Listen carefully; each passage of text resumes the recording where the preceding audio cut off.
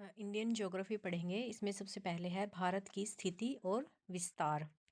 तो इस भारत की स्थिति और विस्तार, तो ये है, दिस इज उत्तरी ध्रुव, ये है दक्षिणी ध्रुव, और ये है कर्क रेखा। 23.5 डिग्री उत्तर में कर्क रेखा है, नीचे 23.5 डिग्री दक्षिण में क्या है, मकर रेखा है, और ये है 0 डिग्री भूमध्य रेखा। अब ये पूछें कि अगर भूमध्य रेखा जो है उस पर सूर्य जो है वो लंबवत कब चमकता है, तो वो है 23 सितंबर को और 21 मार्च को। ठीक है, ये यहाँ पे अक्षांश रेखाएं हैं। अक्षांश रेखाएं उत्तर की तरफ है और नीचे दक्षिण की तरफ है, दक्षिणी अक्षांश रेखाएं। और ये उत्तर ध्रुव और दक्षिणी ध्रुव को मिलाने वाली जो रेखा है इन्हें बोलते हैं देशांतर रेखाएं। तो भारत की स्थिति और विस्तार में क्या है, देशांतर वृत्त। देशांतर जो है वो पूर्ण वृत्त नहीं है। ये क्या होता है, उत्तरी ध्रुव से शुरू होकर दक्षिणी ध्रुव पर खत्म हो जाता है। और जो देशांतर है, सॉरी, विषुवत रेखा पर दूरी है जो उसकी सर्वाधिक होती है, और ध्रुवों पर 0 डिग्री हो जाती है देशांतर रेखाओं की दूरी। अगर भारत की स्थिति देखें, मतलब भारत का जो विस्तार है वो कहाँ तक है, तो अगर इसकी स्थिति देखें तो अगर उत्तरी गोलार्ध में देखें, सॉरी, जो भारत है वो उत्तर पूर्वी गोलार्ध में स्थित है। जैसे कि ये पृथ्वी है और ये इसका उत्तरी गोलार्ध है, ये दक्षिणी गोलार्ध है, और ये उत्तरी ध्रुव से दक्षिणी ध्रुव को मिलाने वाली रेखा है, तो ये यहाँ पे स्थित है भारत। ठीक है, तो ये है उत्तर पूर्वी गोलार्ध में स्थित है। अगर इसका अक्षांश और देशांतरीय विस्तार देखा जाए, तो अक्षांश, अगर मुख्य भूमि की चर्चा करें हम, अगर हम मतलब जो आइलैंड कंट्रीज़ है अगर उनको ना ले, तो मुख्य भूमि में कहाँ तक इसका विस्तार है, 8 डिग्री 4 मिनट अक्षांश पे है।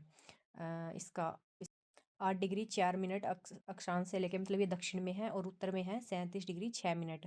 जो उत्तर में सॉरी, जो दक्षिण में पॉइंट है वो है कन्याकुमारी, और जो उत्तर में पॉइंट है वो है इंद्राकोल, उत्तरतम बिंदु है इसका। और ये दक्षिण में, अगर मुख्य भूमि की बात करें तो कन्याकुमारी है। लेकिन अगर हम जो ये अंडमान निकोबार द्वीप समूह है, अगर इनकी भी बात करें, द्वीपों की भी बात करें, तो दक्षिण बिंदु, सबसे दक्षिणतम बिंदु कौन हो जाएगा, 6 डिग्री 45 मिनट पे होगा, जो ग्रेट निकोबार है उसमें हो जाएगा इंदिरा पॉइंट। तो यहाँ कन्याकुमारी से लेकर 8 डिग्री 4 मिनट से लेकर 37 डिग्री 6 मिनट ऊपर जम्मू कश्मीर लद्दाख में है, और ये है नीचे कन्याकुमारी में। अगर हम इन दोनों का अक्षांश या जो विस्तार है उनका डिफरेंस देखें, तो ये था 37 degree 6 minute minus 8 degree 4 minute, तो लगभग आता है 29 डिग्री 2 मिनट। तो लगभग ऑलमोस्ट ये 30 डिग्री के करीब है। तो जो इनकी डिफरेंस है वो आ गया 30 डिग्री के करीब। इसको इंदिरा पॉइंट या फिर पास्कल पॉइंट या फिर पिग्मेलियन पॉइंट भी बोलते हैं। अगर इसका देशांतरीय विस्तार देखें, तो पूर्व में है गुजरात में गोरमाता जो है वहाँ पे 68 डिग्री 6 मिनट से, और इस साइड अरुणाचल प्रदेश पूर्व की तरफ है 97 डिग्री 25 मिनट। तो ये है केबिथू में।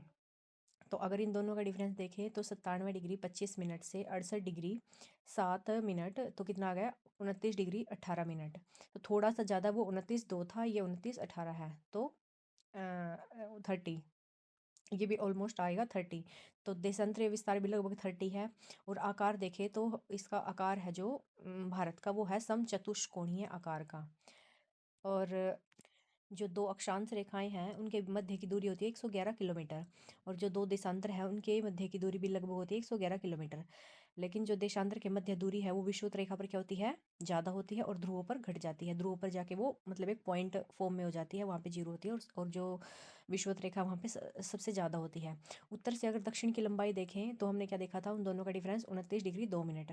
तो इनके बीच की दूरी है 111 किलोमीटर, तो मल्टीप्लाई किया 111, तो कितना आया, 3214 किलोमीटर। और अगर पश्चिम से पूर्व की लंबाई देखें, तो ये था 29 डिग्री 18 मिनट आया था। अगर इसकी जो देशांतर रेखाएं हैं इनकी कितनी वो है बीच की दूरी, 111 किलोमीटर, तो इसकी भी 111 से मल्टीप्लाई करेंगे तो 2933 किलोमीटर आ गया। तो क्षेत्रफल की दृष्टि से देखा जाए तो ये क्या हो गया, क्षेत्रफल इसका कितना हो गया, 32,87,263 वर्ग किलोमीटर। और ये कितना है, जो मतलब पूरा अगर टोटल विश्व की जो भूमि है उसको काउंट किया जाए, तो ये हो गया 2.43%। और अगर इस पे जनसंख्या देखा जाए, तो इस इतने इतने कम पॉइंट पे, मतलब इतनी कम भूमि पे इतनी ज़्यादा जनसंख्या निवास करती है। विश्व की 17.5% जनसंख्या जो है वो यहाँ निवास करती है। अगर क्षेत्रफल के हिसाब से देखा जाए, तो भारत का कौन सा स्थान आता है, 7वां। पहले है रूस जिसकी कैपिटल है मॉस्को, देन कनाडा उसकी कैपिटल है ओटावा, देन चीन। रूस की कैपिटल है मॉस्को, उसके बाद आता है कनाडा, उसकी कैपिटल है ओटावा, देन चीन, उसकी कैपिटल है बीजिंग। उसके बाद है यूएसए, वाशिंगटन डीसी। उसके बाद है ब्राज़ील, ब्राज़ीलिया। उसके बाद है ऑस्ट्रेलिया, कैनबरा। भारत, नई दिल्ली। और अगर जनसंख्या के हिसाब से देखा जाए तो सबसे पहले है चीन, उसके बाद दूसरे नंबर पे है भारत। लेकिन हालांकि अब जो भारत की पॉपुलेशन है वो चीन से ज़्यादा हो चुकी है, बस अभी ऑफिशियल आंकड़े नहीं आए हैं। उसके बाद है यूएसए। उसके बाद है इंडोनेशिया, देन ब्राज़ील। और जो इंडोनेशिया है वो सर्वाधिक मुस्लिम आबादी वाला देश है। तो जो अगर ये पूछा जाए कि सर्वाधिक मुस्लिम आबादी कहाँ है तो वो है इंडोनेशिया में।